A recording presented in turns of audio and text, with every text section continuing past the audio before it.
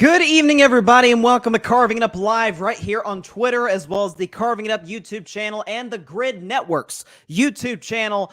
As always, I'm Bryson Carver, but not always here on a Tuesday, but I wanted to do a special show, regardless of who won last night, to talk about Game 7, because frankly, I didn't really want to wait until Thursday to talk about it, just because we'd be talking about the finals by that point, and this Game 7, regardless of who won, would be kind of a distant memory, especially if the Boston Celtics would have won, and we know how that works.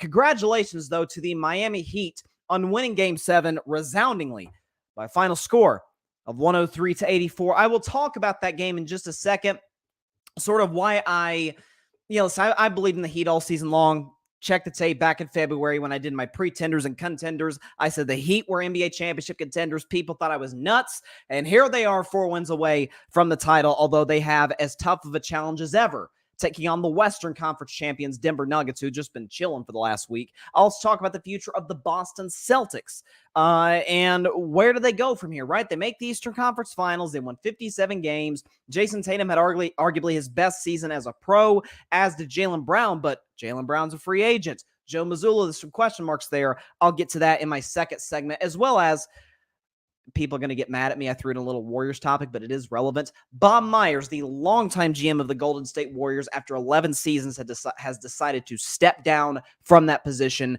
And so Golden State is now going to have to look for a new GM, although it appears they have one, maybe two in the building. I'll get to that. And at the end of today's show, I'm going to do what everybody is going to be doing all throughout this week leading up to Thursday night at 8:30 p.m. Eastern Standard Time. Forget Game 1. I'll predict Game 1 on Thursday. Predicting the NBA Finals in totality. Who wins the championship? Okay, it doesn't matter what you do in the regular season, okay? 30 teams came into the season, some with unrealistic expectations. I'm looking at you, Sacramento Kings, with goals of winning an NBA title. Only 2 remain. Only 2 have their dreams still alive. The Miami Heat and the Denver Nuggets. I will predict the series at the end of today's show, but first, I got to talk about Game 7 and one of the more anticipated 7th and final decisive games in a series that we've seen probably within the last decade, just given the storyline surrounding it. You've got a Miami Heat team that's obviously up 3-0. We know how the story goes. Only 8 seed in NBA history, if I'm not mistaken, to make a finals playing a full season. The Knicks, not to take credit away from the Knicks, but 24 years ago in the 1999 finals, the Knicks made it. But again, it was a lockout shortened season, or strike shortened season. I'm sorry. About 50 games played. Not to take any credit away from the Knicks, but that's what happened. So first team to play a full season, first 8 seed to play a full season and get to the finals. That was on the line for Miami. As for Boston, they were going to potentially try and do something even more crazy to think about. First basketball team to ever come back from a 3-0 deficit in a best-of-7 series. And obviously the narrative, the storyline going in was, well, the city of Boston sports kind of has a history of these type of comebacks. The Red Sox, my Boston Red Sox back in 2004, being the first and still only MLB team to come back from a 3-0 deficit, doing so in grand fashion against the New York Yankees, which just makes me very happy to this day. The Yankees lose. Poppy, who was a big part of that comeback. The Boston Bruins in the NHL did it twice. You can't come back from a 3-0 deficit in football, but you can come back from a big single-game deficit, which is what the Patriots iconically did back in Super Bowl 51, down 28-3 against the Atlanta Falcons. And so it's sort of, well, maybe it's just meant to be for Boston, right? They win games 4 and 5 in blowout fashion. Game 6, they win on a miracle of miracles on the tip in by Derek White. And now here's Game 7, they got it home. And I predicted the Heat to win yesterday, in large part because, I feel like if there's any team that could rebound from as gut-wrenching a loss as they suffered, it would be Miami, given the organizational structure, which I'll get to in just a second, but also the fact that this notion of, Boston's got Game 7 at home, they're good. Are they? I said coming into last night, and I've said all playoffs long, I trust Boston way more on the road than I do at home. Dating back to the Eastern Conference semis last year, which outside of Malcolm Brogdon, basically the same team this year. Last year against the Milwaukee Bucks, they had 4 home games in that series. They went 2-2. Last year against the Miami Heat, these same Miami Heat essentially, just this time with Kevin Love. as an addition, although he didn't play at all last night. Against these Miami Heat, the Boston Celtics went 1-2 at home. Against the Golden State Warriors, my still defending NBA champion Golden State Warriors, although that's going to change within the next 2 weeks or so. Boston, 1-2 at home. This year, first round against Atlanta, 2-1, but a very confusing Game 5 loss in which you're up 3-1. You have all the momentum. Atlanta doesn't have DeJounte Murray, and yet somehow, some way, you allow Trae Young to go crazy on you in the final minutes, and you execute very poorly in the final minutes of that game. Against the Philadelphia 76ers, what happened to the Boston Celtics? They went 2-2. They lost a Game 1 with no Joel Embiid for Philly. They lost Game 5 in blowout fashion to James Harden, and we know his playoff history, although he showed himself later in the series, as we all know. And now in this series, they went 1-3 at home. If there's any team in the NBA in recent memory that flat out, I'm talking about like championship contending teams, that flat out does not have home court advantage, it's the Boston Celtics. I don't know. It's not the fan base. I read reports talking about, man, it was loud in that place last night, which is just even more of a credit to Miami winning the game. But is it the pressure of the history of the Celtics getting to a lot of these still relatively young players? I don't know. I can't really describe it. But what I do know is what this game came down to for me, and I talked about this on IG Live last night after the game was over. One word came to mind: patience. Did you notice Miami? Really, both teams. Both teams could not throw it in the ocean to start the basketball game. I mean, Miami started 2 for 11. They're missing wide open shots. They're struggling just like they did in Game 6 to get anything inside the paint. It's like, oh, maybe this could be trouble for Miami. But they stay poised. They didn't let the emotion or the pressures of a Game 7 get to them. They didn't overreact. They're like, guys, it's the first quarter. The game is going to come to us eventually. Boston, on the other hand, not the case. You have Jason Tatum, who we obviously can't ignore the elephant in the room. Literally first play of the game, turns his ankle and doesn't look the same after that. Although and I'm a Tatum fan, but let's give Jason Tatum that same energy we gave LeBron when he was playing through his injuries, that we've given other stars of the past for playing through injuries. Jason Tatum did not play well last night. 14 points on 11 shots. Was it 13 shots? I think it was 13 shots for Jason Tatum, 5 for 13 for the field, only 14 points. Jaylen Brown was abysmal. And I talked about Jaylen Brown last year during the finals. I said, man, Jaylen is one of the better scorers in the NBA in terms of he's more like a slashing type of guy. Solid three-point shooter, although he didn't show it in this series. He only shot 16% from three. His handle's atrocious. Like, he has no... I almost think... I can't handle basketball for the life of me.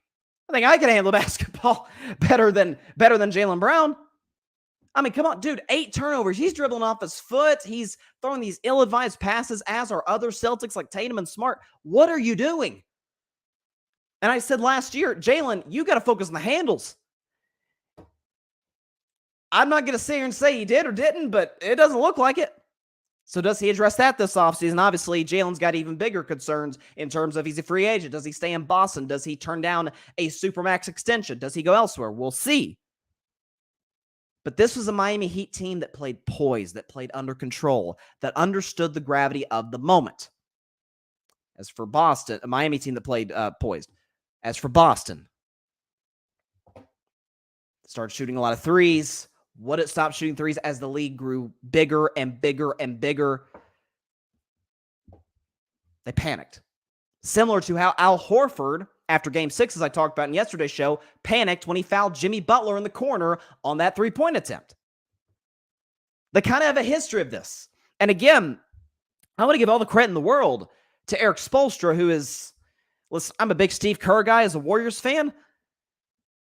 It's hard not to argue, it's hard to make the case at this point that Eric Spoelstra isn't the best coach in the NBA. It's really hard. Again, and this sort of leads to my second point about Heat culture. We hear that all the time coming from Heat fans, coming from the organization itself, but what does that really mean? What does Heat culture mean? What does it mean to have the structure that they have? Well, they attached a name to it. They attached a slogan to it. But at the end of the day, I think it's what every basketball team that isn't overwhelmingly talented, and that's not to take a shot at Miami because Miami has talent. I'm talking about like, Shaq, Kobe talented or Golden State Warriors 2017 talented, like a Bulls 90s talented. Oh, most of the time, that's not how the NBA works. It might be that's how every franchise should build their organization. Pat Riley, the Godfather, as they call him, the evil genius, as I call him, just finding the right pieces to put into place to put together the puzzle for Eric Spoelstra to put out on the floor.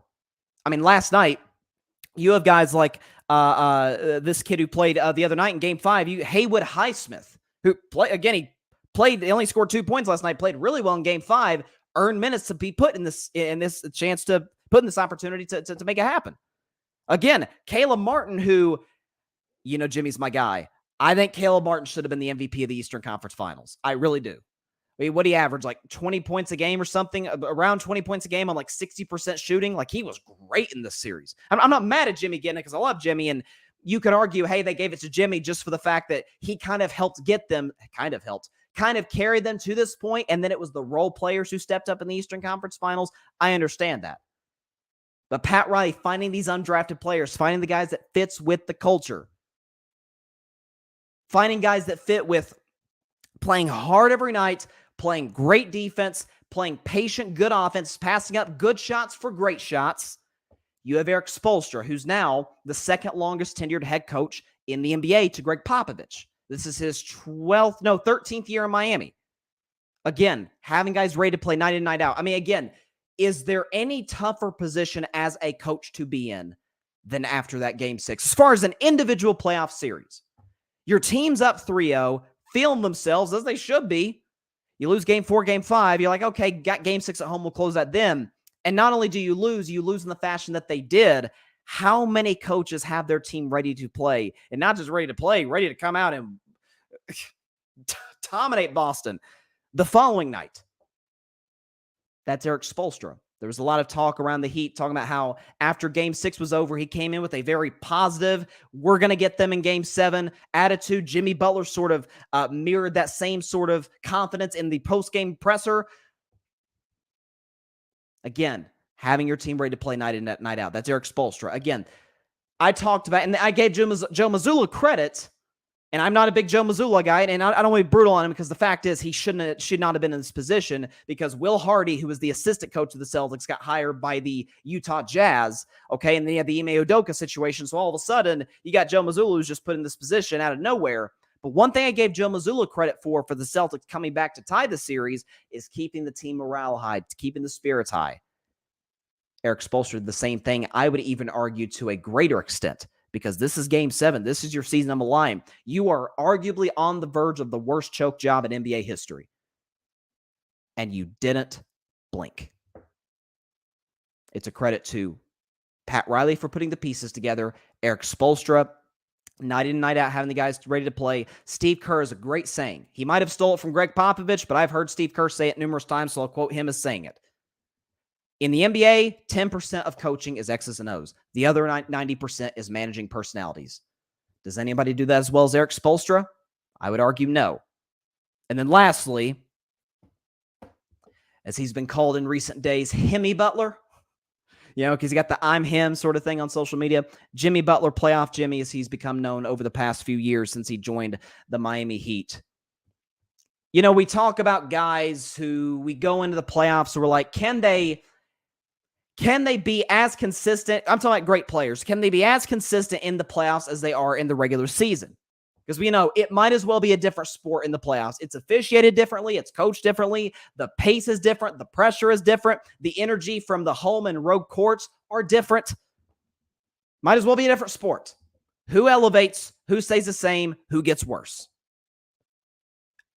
Could we make the case that as far as current players, not talking about NBA history, not talking about guys 10 years ago, I'm talking about right now, could I make the case that Jimmy Butler is the only player in the NBA who gets substantially better? I'm talking about of star to superstar players who get substantially better in the playoffs. You could make that case for Nikola Jokic this year, who is going to be facing the finals, obviously. But when you talk about what Jimmy Butler's done this postseason, similar to Eric Spoelstra, instilling confidence in this franchise, instilling confidence in his teammates night in, night out, getting guys involved, getting his own shot, playing excellent defense, big hustle plays. He had 3 steals last night. That's who Jimmy Butler has been over the course of his career. And I remember talking before Carving It Up Live was even Carving It Up Live. It was just Carving It Up back at the time during the bubble when the Heat made the finals, won the East. I remember talking about on this show, and they actually beat these same Boston Celtics in 6 games. Jimmy's in Chicago. Oh, he's a problem in the locker room. They move on from him. How good has Chicago been since? You got the Minnesota Timberwolves. Oh, Minnesota. Oh my goodness. Jimmy is too hard on Karl Anthony Towns and Andrew Wiggins. And he left, and what's Minnesota been since? They traded Wiggins, who went to a better culture and has thrived, and Karl Anthony Towns looks like he's probably going to be that way out, on the way out the door as well. And Minnesota is as poorly run a franchise as we have in professional sports. Oh, Philadelphia, and this is the ultimate gaffe. Oh my goodness. We cannot deal with Jimmy. We cannot give him that max extension to make him a part of our future. We are going to hand the franchise to Joel Embiid, Ben Simmons, and Tobias Harris. And how has that worked for Philadelphia? They still have yet to get to an Eastern Conference Finals. Ben Simmons is no longer with the team for good reason. Tobias Harris has been a massive disappointment when you look at what he's getting paid by Philadelphia. And Joel Embiid, let's be honest, not a playoff player.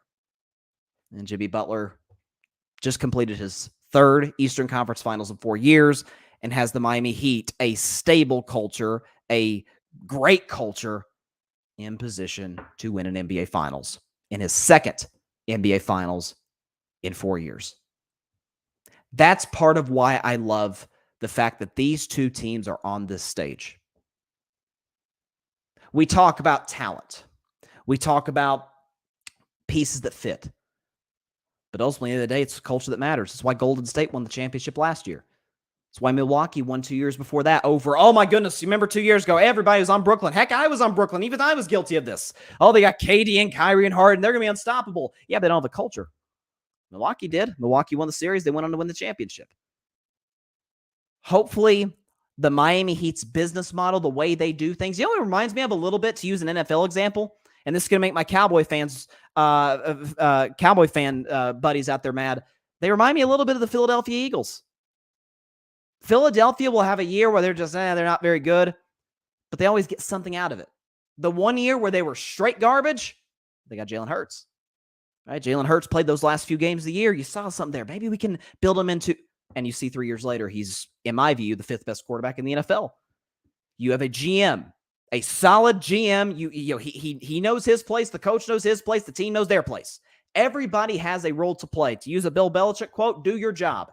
Everybody in Miami knows their job and does it to the best of their ability. And that is why they're in their 2nd finals in 4 years. Congratulations to the Miami Heat. They deserve it. They earn this. And we'll see what happens in the NBA Finals, where they are massive, massive underdogs against the Denver Nuggets. A comment here.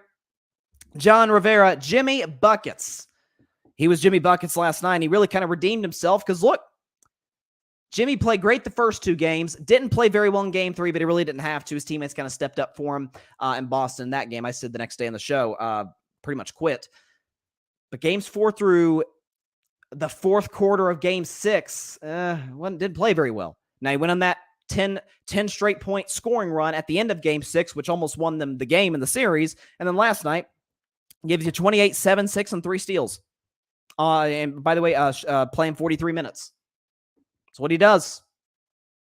It's one of those dudes, like we kind of cringe. Some guys are like, oh God, don't screw this up. You don't have to ever worry about that with Mr. Jimmy Butler.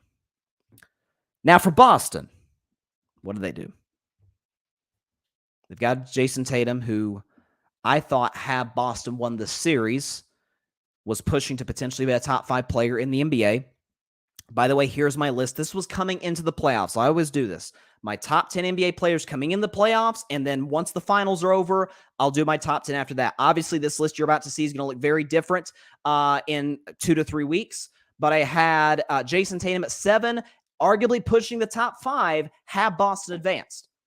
because obviously Luka's not in the playoffs, so he couldn't add or subtract from anything that he's done. Joel Embiid, massive disappointment in the playoffs. Kevin Durant did not play well in large stretches in the second round against the Denver Nuggets. LeBron was great in some stretches, in others. Right? Steph Curry went out second round. Giannis went out to Jimmy Butler in the first round.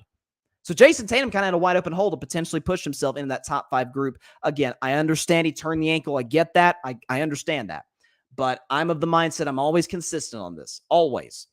Is that if we're going to give certain energy to some guys, if they play through injuries and don't play well, let's give it to others if we consider them on a similar echelon of players. And Jason Tatum is in that group. He's back-to-back first-team All-NBA. And a guy who coming into last night, averaged 30 in elimination games. Jaylen Brown, once again, as I talked about, a turnover machine. 8 turnovers last night, only 4 off of the all-time playoff record for a single game, James Harden, back in the 2015 Western Conference Finals. What does Boston do? Where do they go from here? To me, I think the first bit of business, once the offseason officially commences for everybody, is Jaylen Brown. He's eligible for a Supermax extension. I think it's going to pay him around $290 million over the next 5 years or so. What do you do with him? Does Jaylen Brown even want to come back? He's done some interviews over the last month where it doesn't really sound like he wants to come back to Boston. And a lot of that Jaylen was talking about was every time there's a big player on the trade market, be it Kevin Durant, be it potentially Damian Lillard, I'm always shocked. It's not Marcus Smart or Al Horford. It's always including me. Like, at some point, can I be one of those guys who's in the fabric of the Celtics franchise in terms of their future, and you not just keep putting me out there? Hey, he's available.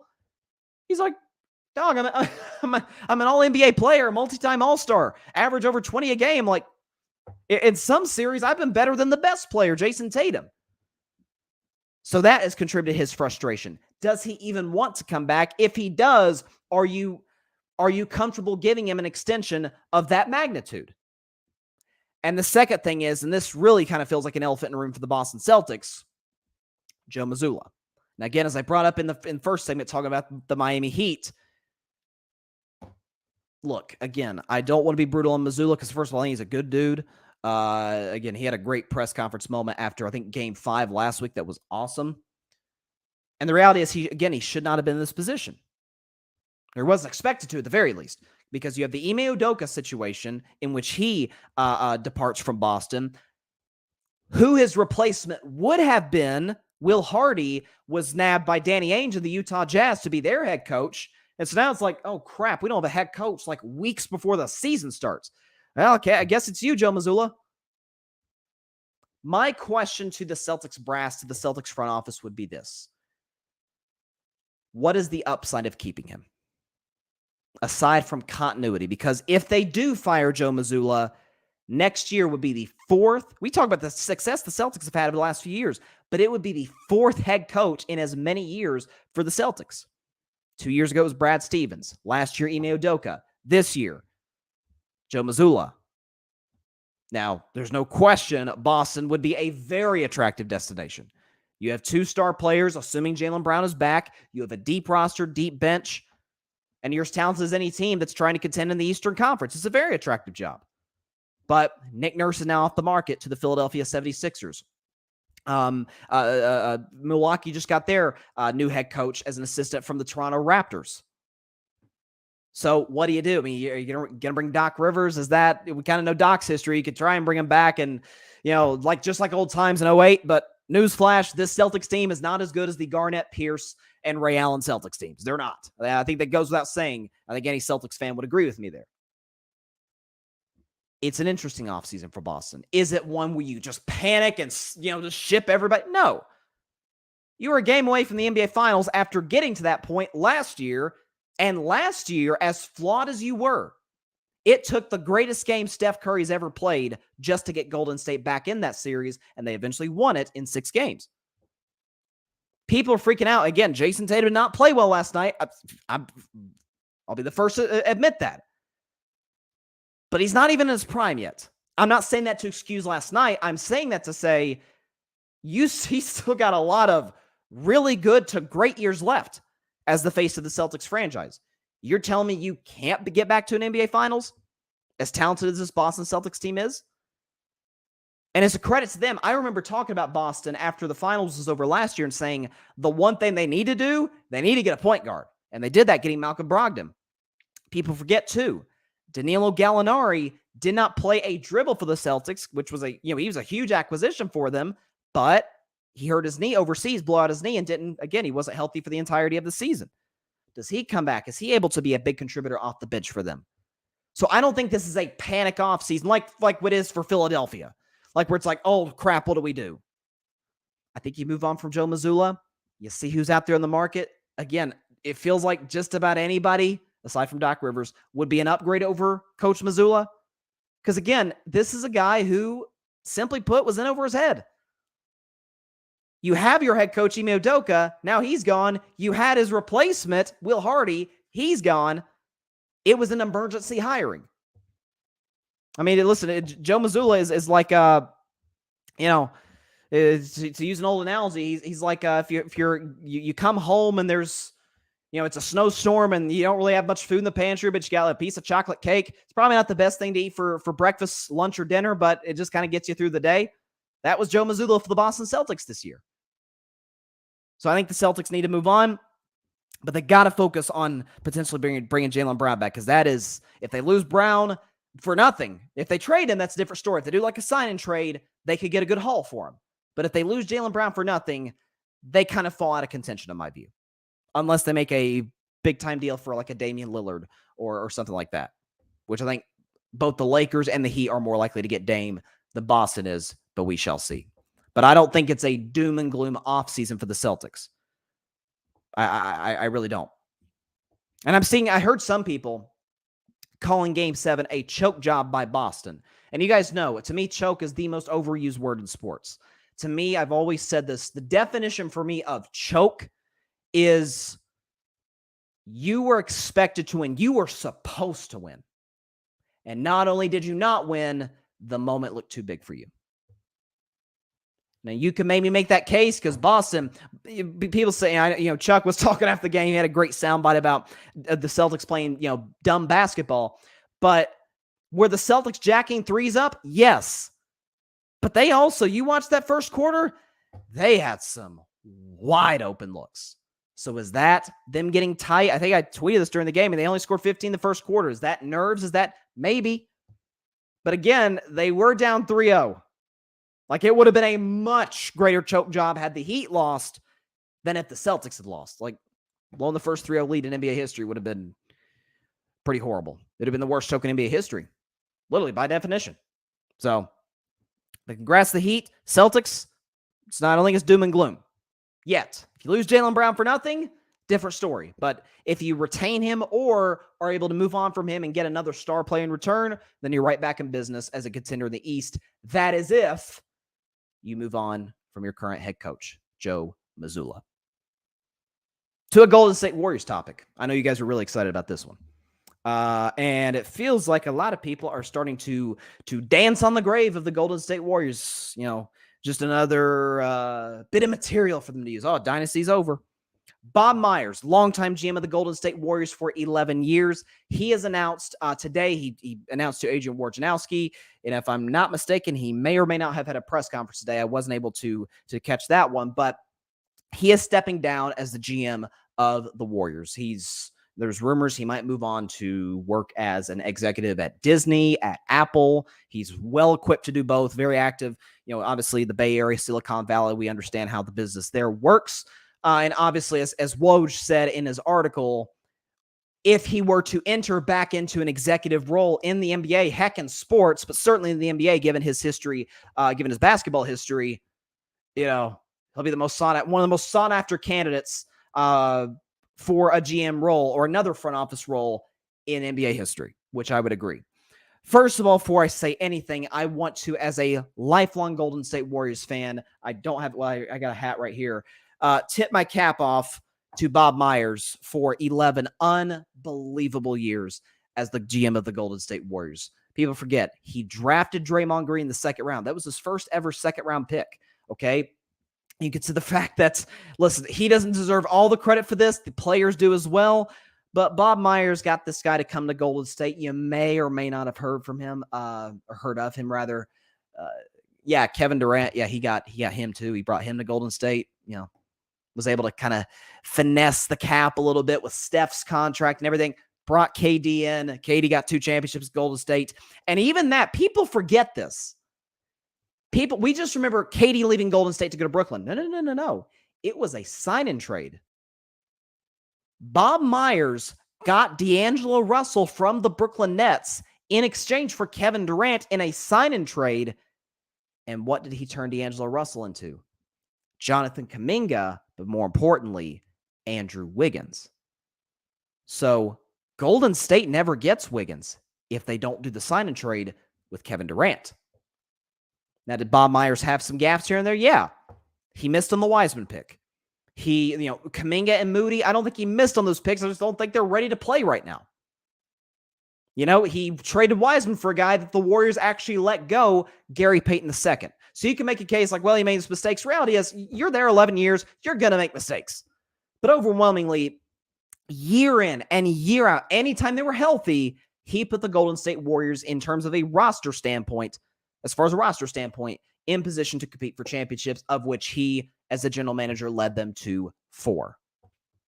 So nothing but love and nothing but respect to Bob Myers, who, again, repeating what Woj said, if he decides to enter back into the NBA as an executive, he's going to get some massive offers by a lot of teams, and rightfully so. And what's also great, too, is he maintained great relationships. He's real close with Steve Kerr. He's tight with Steph Curry, with Draymond Green. So you have that aspect to it. Now, to the narrative surrounding this notion that the Golden State Warriors dynasty has all of a sudden shattered and come to an end because Bob Myers has left is, of course, per usual, greatly exaggerated. There is one crucial silver lining to this that people are missing. I mentioned Bob Myers has a very tight relationship with Draymond Green, right? Bob is the type of dude, because we don't know what Jordan Poole's future in Golden State is. I'm hoping they move on from him. I think a lot of Warriors fans are hoping that.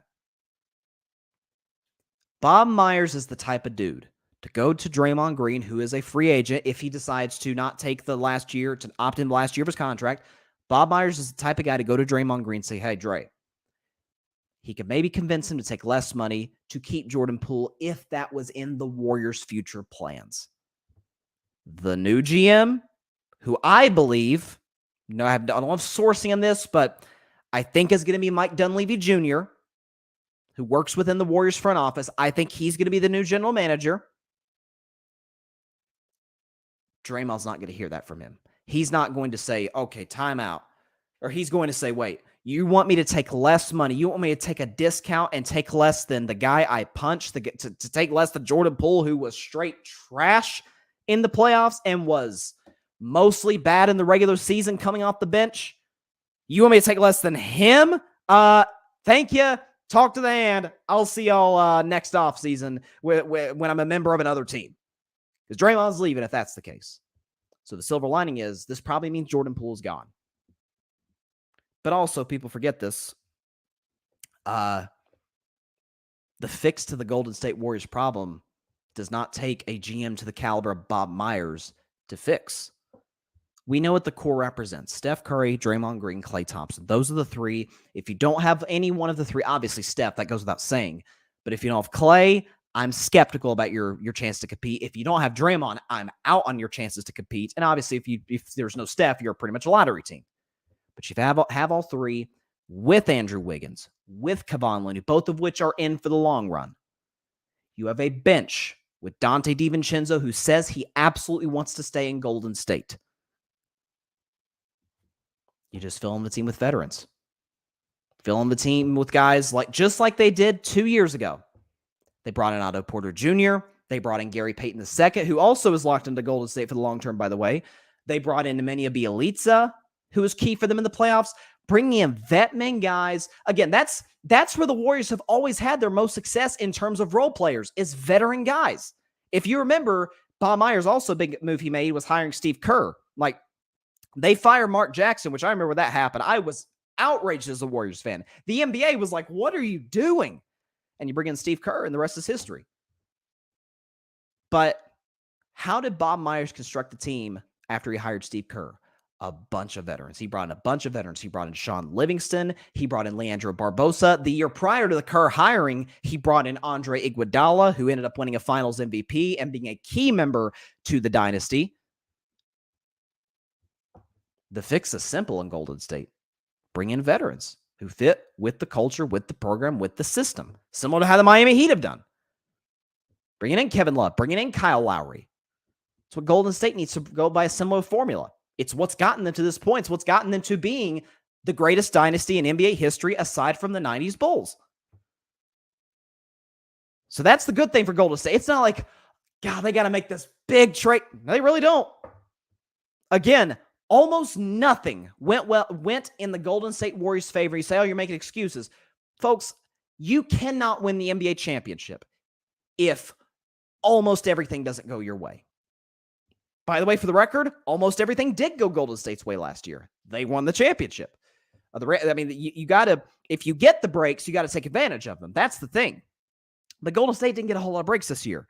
You have the Draymond Green, Jordan Poole incident. You have Andrew Wiggins misses basically 2 months, which really cost the team in terms of winning key crucial games for playoff seeding. Steph Curry has 2 major injuries. You have Jordan Poole, who regresses badly this season. Not a whole lot went their way this year. The young players didn't step up. So all of that happened, and Golden State was 2 wins away from the Western Conference Finals. So I don't think, again, similar to the Boston Celtics, this is not a doom and gloom offseason for Golden State. And it's just like Steph Curry said himself in different terms than I'm putting it. But Steph did say this. The dynasty is not over as long as I'm here. Steph's words, not mine. And the dynasty is not over as long as the core is there. Steph, Draymond, Clay. Now, again, if you lose Draymond, even as a Warriors fan, I'm out on you as contenders. You cannot compete for a championship. He's too important in terms of setting the edge. He's by far your best defensive player. And that's on a team with Andrew Wiggins, who's a great perimeter defender.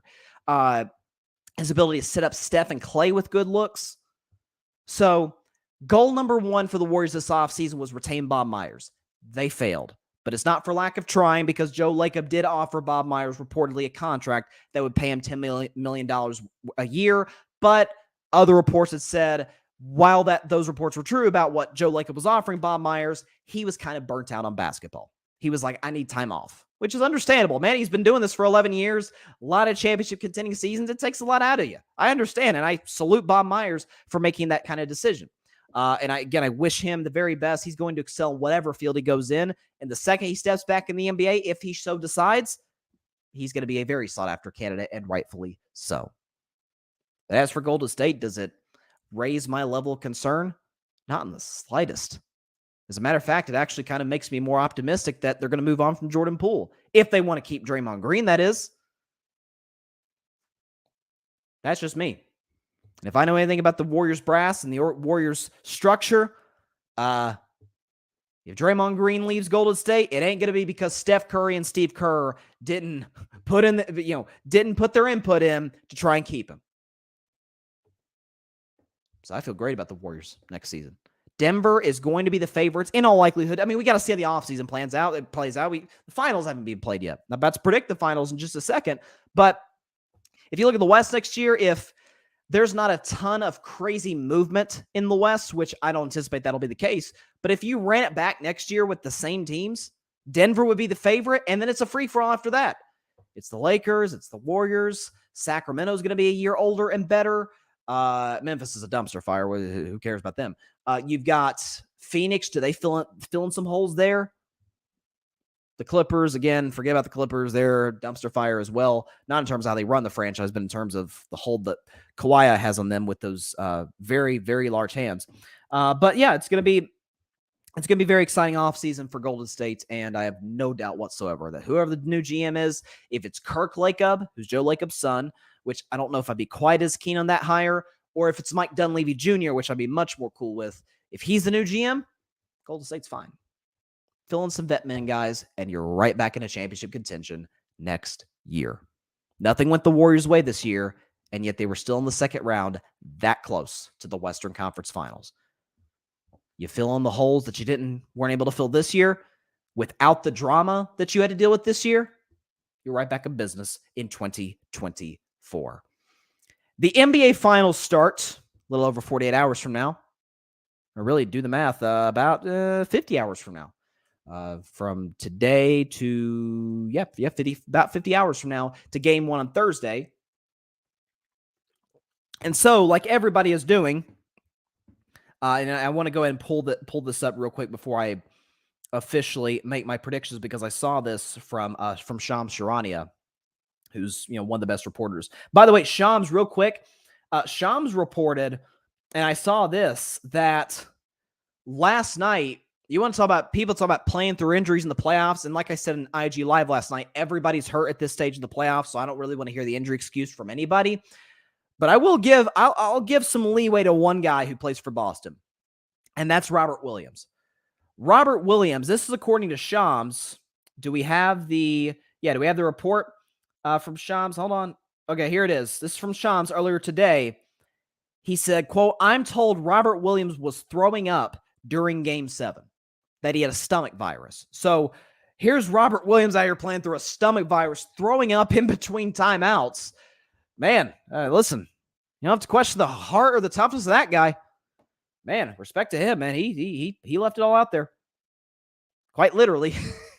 Thank God he didn't vomit in the court. That'd have been a disaster. But okay, let me see if I can pull up this stat about the odds of the NBA Finals, because that was very, very fascinating. If I could get this in. Hang on. Gosh, if I could find the line, because the line for Denver, Miami was like, wow. Let's see. Because again, Denver's the 1 seed out of the West. Miami is the 8 seed out of the East. So obviously you have that. Okay, I can't find the exact number, but I did read this earlier. Okay. So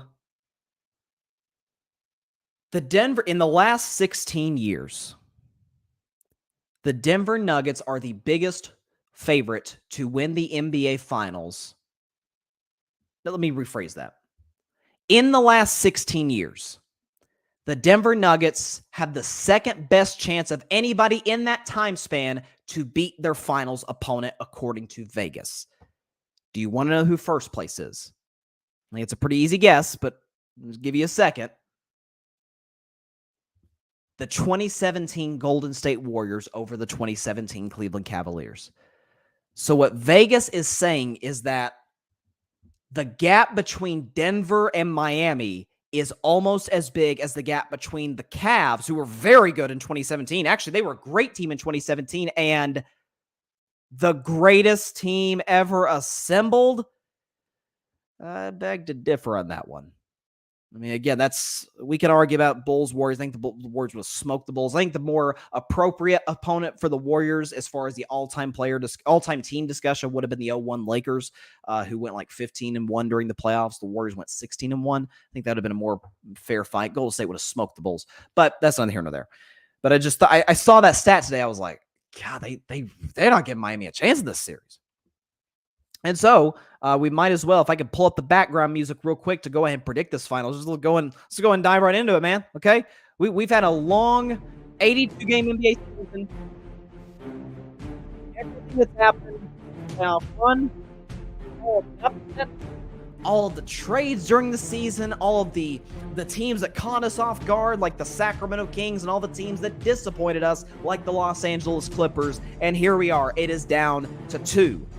The Eastern Conference champions, the 8 seed, Miami Heat, who gentlemen swept the 1 seed Milwaukee Bucks in the first round to get this playoff run kicked off, who beat the 5 seed New York Knicks in 6 games of the second round, and last night beat the 2 seed Boston Celtics in 7 games in the Eastern Conference Finals to get to this point. As for the Denver Nuggets, the 1 seed, the best team in the West, start to finish all year long. They took care of the 8 seed Minnesota Timberwolves in a gentleman's sweep in 5 games. They took care of the Phoenix Suns in the second round in 6 games, and they didn't gentleman's sweep. They got out the brooms. They swept the Los Angeles Lakers in the Western Conference Finals. Nuggets are big favorites to win the series, as I just mentioned, the second biggest favorites to win a finals in the last 16 years.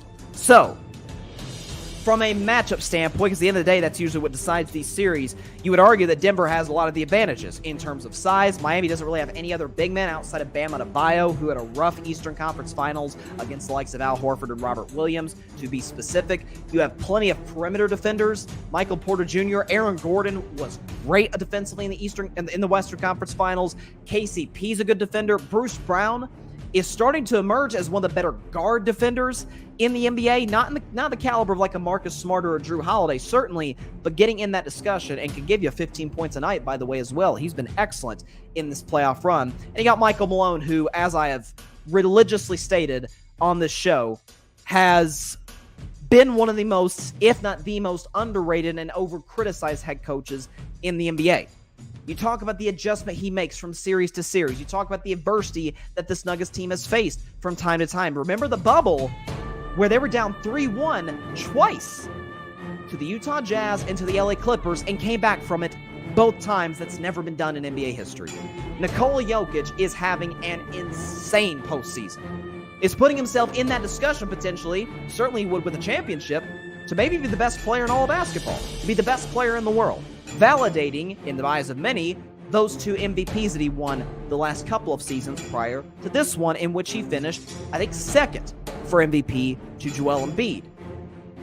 Averaging a triple-double on insane efficiency and doing what he's been doing. Jamal Murray.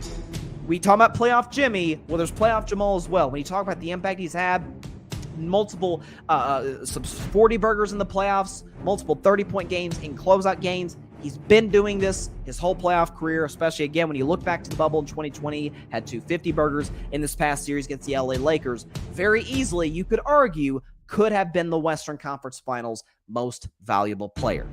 They have good veteran leadership, again, with guys like KCP, with guys like Bruce Brown, with guys like Jeff Green, who's been here, who's done that, who's been around the block back in the NBA Finals for him.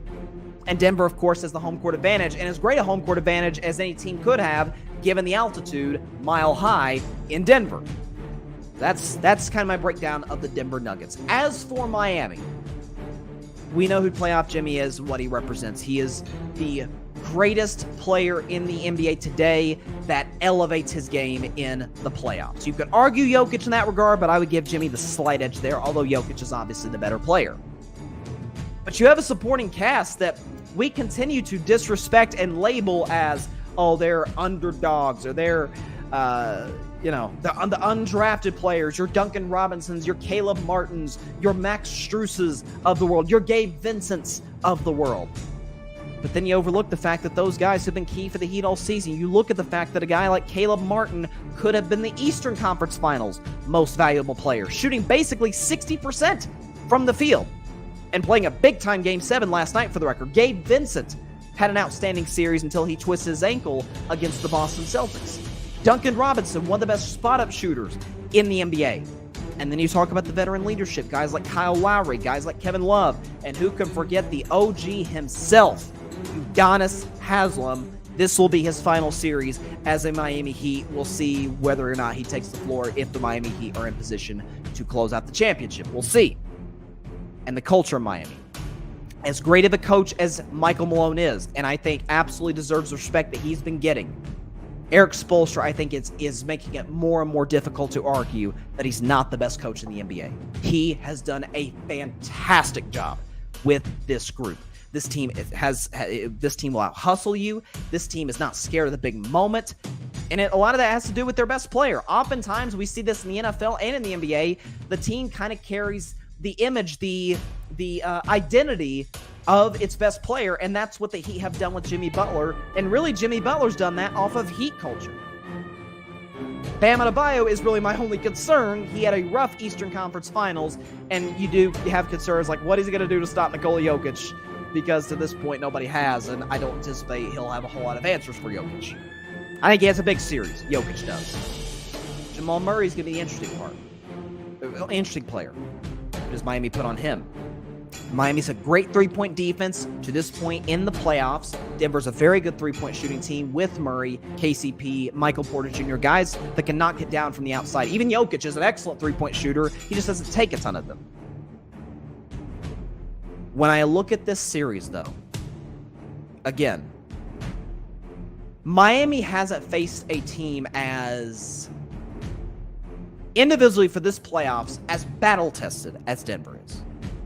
Conversely, similarly, Denver hasn't faced a team as mentally tough as this Heat team is. I can't quantify it. I can't really describe it. But I'm going to step back. And with the drum roll, please. Do we have the drum roll, please?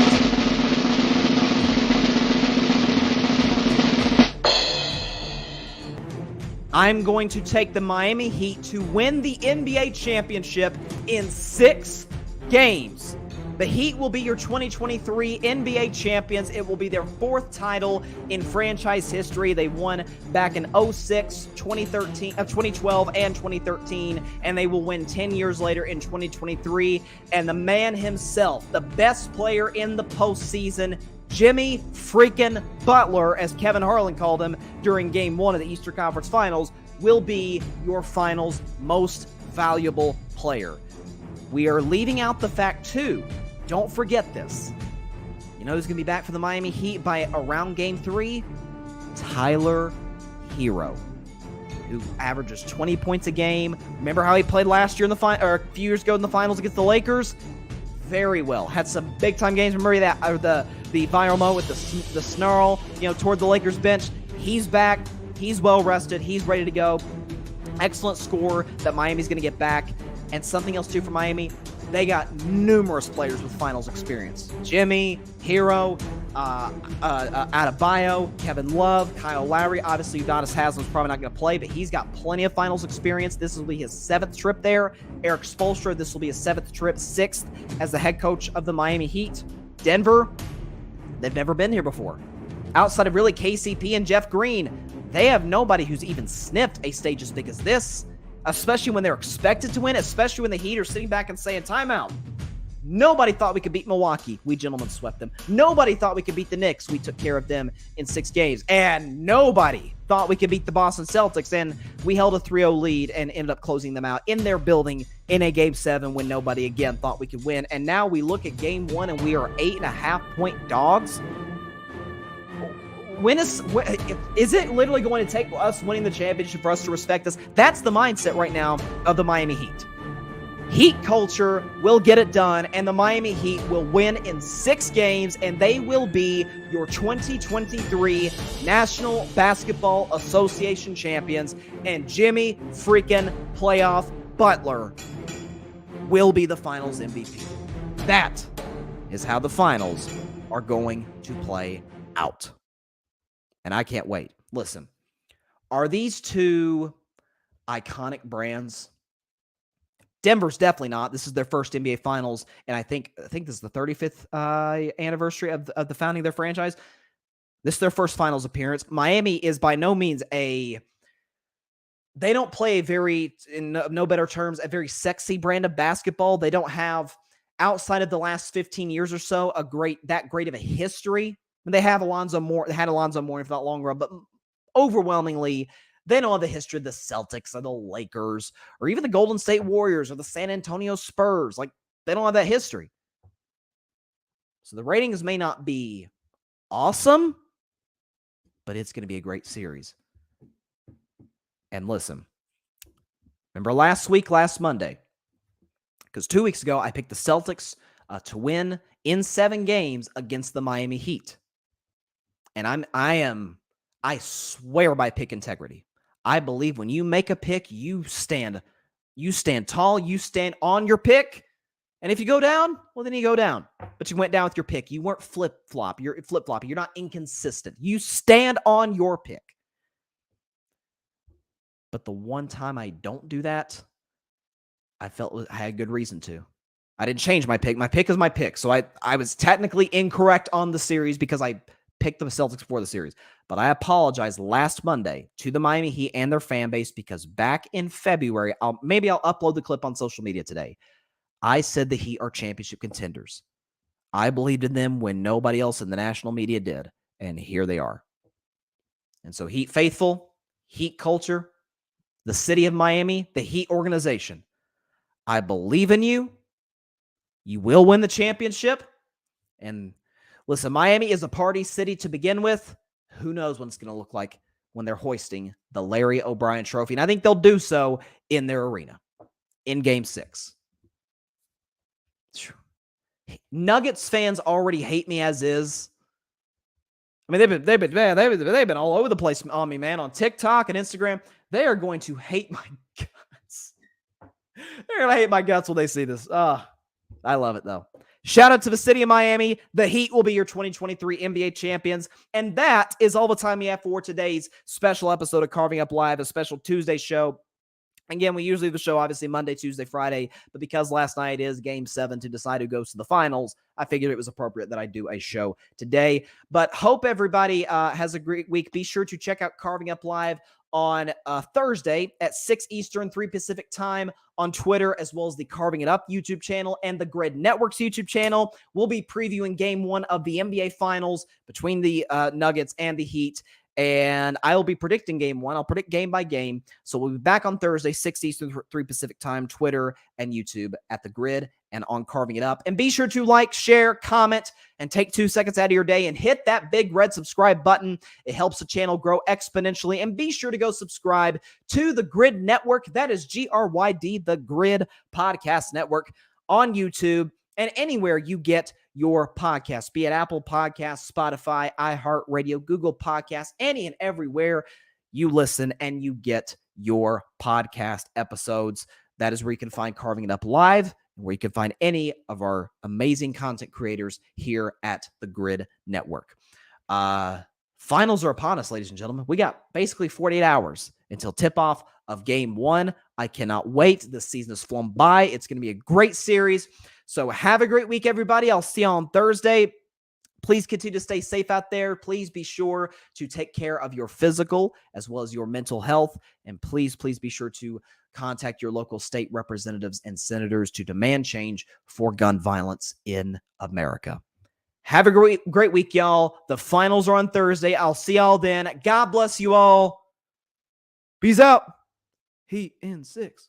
Heat in 6. Thanks so much for watching the show on YouTube. Be sure to click that big red subscribe button and go check out the other clips and full shows of Carving It Up Live. Have a blessed day.